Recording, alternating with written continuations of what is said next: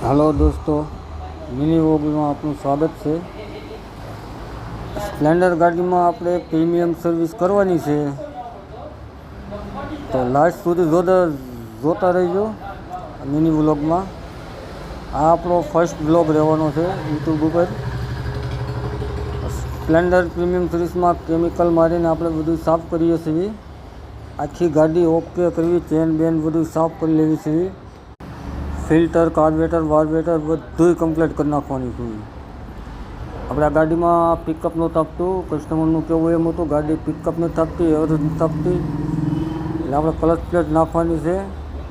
આ કટોરો પણ ખરાબ છે, એને આપણે ઘસી લઈશું અને ઓરિજિનલ ક્લચ પ્લેટ નાખવાની છે। આમાં સ્પ્લેન્ડરની ઓરિજિનલ ક્લચ કટોરામાં ઘીસા પડી જાય, ક્લચ પ્લેટ ખરાબ થઈ ગઈ એટલે કટોરામાં ઘીસા પડી જાય, એટલે આપણે એને ઘસીને ક્લિયર કરી નાખ્યો તો કટોરો આખો, તાકી ક્લચ પ્લેટ આખી વર્કિંગ કરી શકે,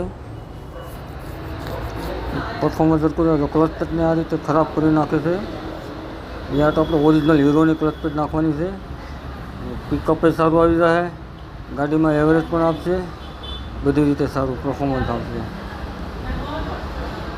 ક્લચ પ્લેટ હબ સેન્ટર સારા હતા એટલે આપણે હબ સેન્ટર નહીં નાખ્યું। હબ સેન્ટર એકદમ ઓકે છે, ઓરિજિનલ કંપની ફિટિંગ જેન્યુઇન છે। આપણે ક્લચ પ્લેટ, પ્રેશર પ્લેટ, એક ક્લચ પ્લેટ, એક પ્રેશર પ્લેટ આપણે નાખીશું। આ રીતે ક્લચ પ્લેટ ફિટ કરી નાખવાની।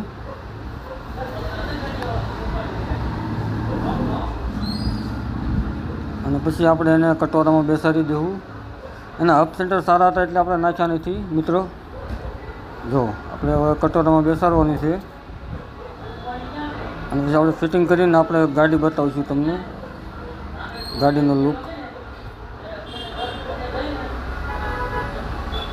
તો ફાઇનલી આપણી ક્લચ પ્લેટ ફિટ થઈ ગઈ છે। હવે આને ધોઈ કાઢવીને કસ્ટમરને ડિલિવરી કરી દેવું।